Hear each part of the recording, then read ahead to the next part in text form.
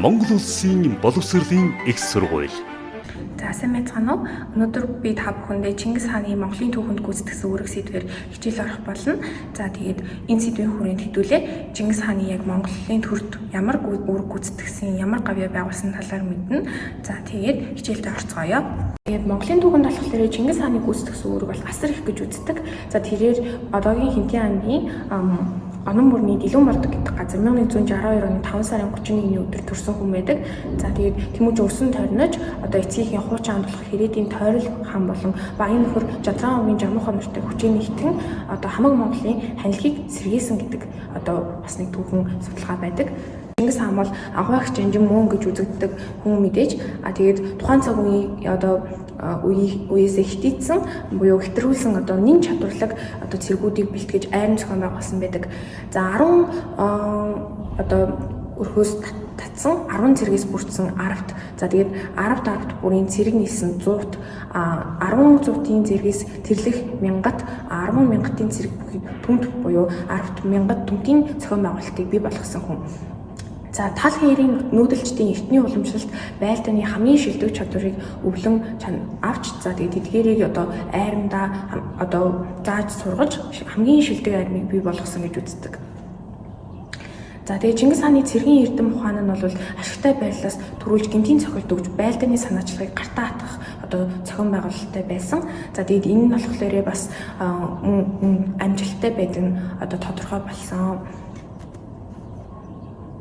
Чингис хаан бол Монгол үндэстний одоо ялгуулсан баатар мөн. За энэ нь болохоор юу гэхээр одоо учир нь болохоор Монгол үндэстэн бүрэлдэх их суурийг тавьсан гэсэн үг. Тэмүүжин Монгол Хүсаатныг нэгдсэн газар нутаг хил хязгаартай ам болон бичгийн хэлийн өөрийн гэсэн язгуурлаг соёлтой болгосон. За яг энэ үед болохоор их Монгол улс байгуулагдахын өмнө Чингис хааны өмнө болохоор Монгол яг бутгалын үе дээрээ байсан. За одоо баг хаадын үе гэж бас ярьдаг.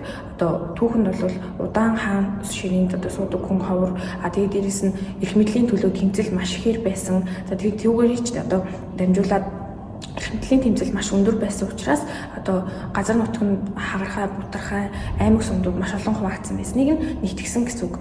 За улс Монголын төлөө амь насаа одоо үл хайлан зүтгэж эр зоригийг бол мэдээж гайхалтайгаар харуулсан нэгэн.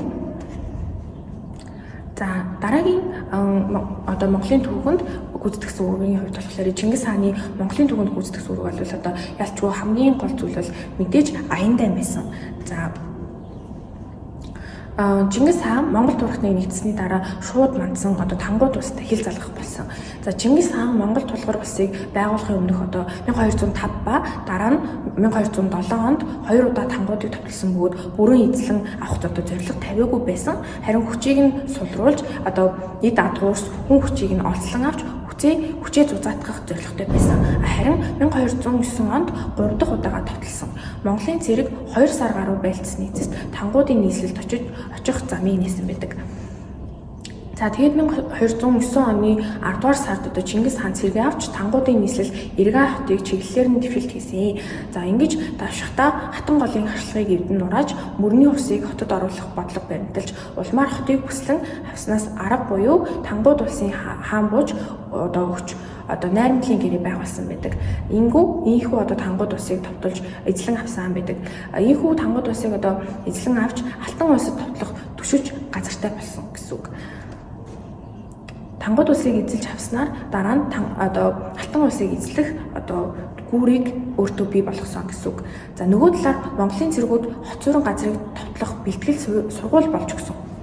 За энэ үед Алтан улс нь нүүдэлчин аймагуудыг хооронд нь тэмцэлдүүлэх сүм улстай одоо хийх худалдаа арилжааг хавчин боогдуулах замаар нүүдэлчдийг суурин газрын өргөн хэрэглээний эд таваар хүнсний бүтээгдэхүүнээр ихэнх гачигдуулж исэн.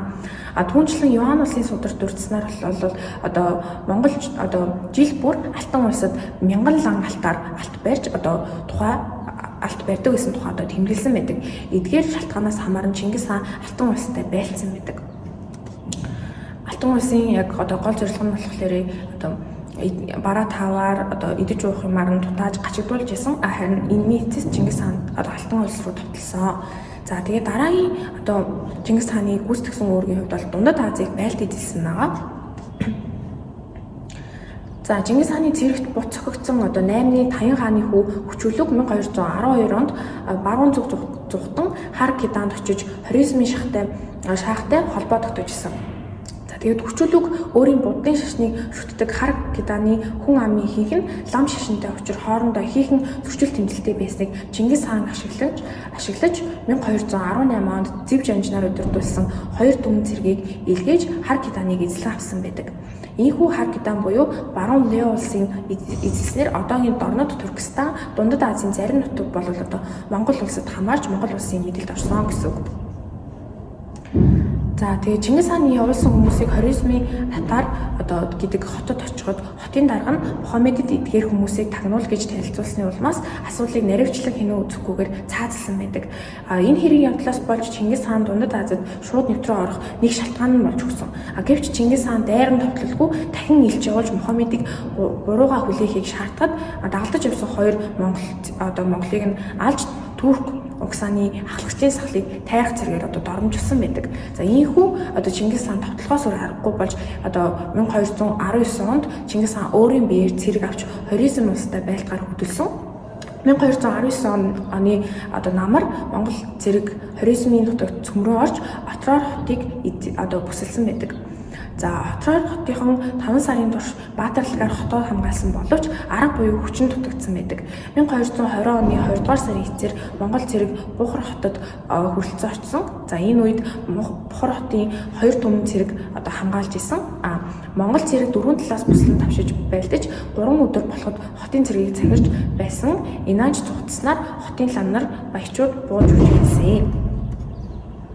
Тэгээд Бухар хотыг эзэлсний Чингис хаан Самарканд хотыг эзлэхээр тавьсан. За уг хотыг 110 мянган шилдэг цэрэг хамгаалж исэн.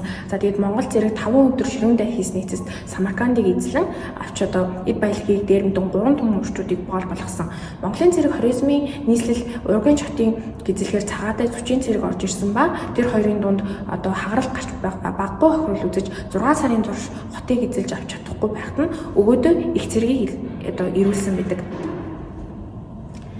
За Монгол цэргүүд шатах бодисоор хотыг харвах, хан хэвдэж нураах, чөдөр ойс их буугаар хотын хэрмийг үргэлжлэн буудаж байваа. За хотын иргэд өгөөдөө их цэргийг ирснээс хойш 8 хоногийн турш маш эрэлхийгээр байлдаж исэн.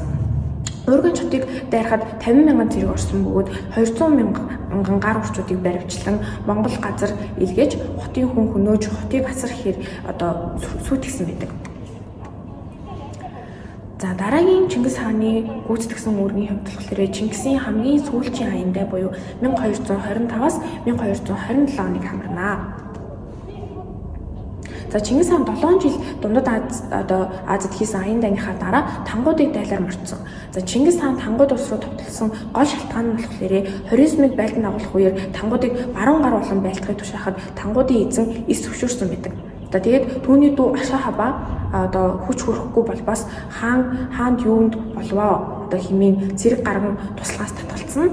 Иймд Чингис хаан хоризмтай хийх тайнда гол анхаарлаа төвлөрүүлж байсан боловч бараа болох ёстой өглөө бүр тангууд ус сүнөөгөө шүү гэж сануулж байх тун гэж зарлиг болгосон байдаг. За дараагийн шалтгаан болохоор Алтан улстай хийсэн аян дайныг дуусгах зорилго давхар агуулгадж байсан доршин. Алтан улсын хойд мужуудыг эзлэн авсан боловч Алтан улс Монголын эсрэг тэмцлийг хүчтэй үргэлжлүүлэхийн хамт тангууд улстай холбоо тогтоож хамтран тэмцэхээр бэлтгэжсэн. Хоризмтай хийх байлдааны явцад хойд хятадаас үлэм хэмжээний цэргийг Дундад Азид төвлөрүүлсэн. Зевс Үбэдэ зэрэг нэрт жанжнууд тэнд байлдаж исэн. Мухула жанжин нас барсан Алтан улсын зүгээс хийх тэмцэл эсэргүүцэл хийхэн хүчтэй болж байсан. За тэгээд 3 дахь шалтгааны хувьд болохоор тангууд нарт Монгол сүүн улсын хооронд холбоо тогтоох явдалд элдв саад хийж эвдрэлзүүлэх янз бүрийн арга хэрэгслүүдийг хэрэгжилж исэн. Чингис хааны гадаадад хийсэн аян дайн эрэг сүрэг хоёр талтай гэж үздэг. Үүний эрэг тал нь болохоор энэ байлдан дагуулна Монгол орны улс төрийн эдийн засаг, соёл төдийгүй бусад орны хөгжилд ихээхэн нөлөө үзүүлсэн гэж үздэг. 18 дугаар зууны үеэс болвол Монгол оронд газар тариалан хот байгуулалт гар үйлдвэрлэл маш ихээр хөгжсөн. За Монгол орны эртний соёлд хятад хоризм энтих перс зэрэг оронтой холбож эдгээр орны соёлын нөлөө нэвтрэхэд ихээхэн үүрэг гүйцэтгсэн.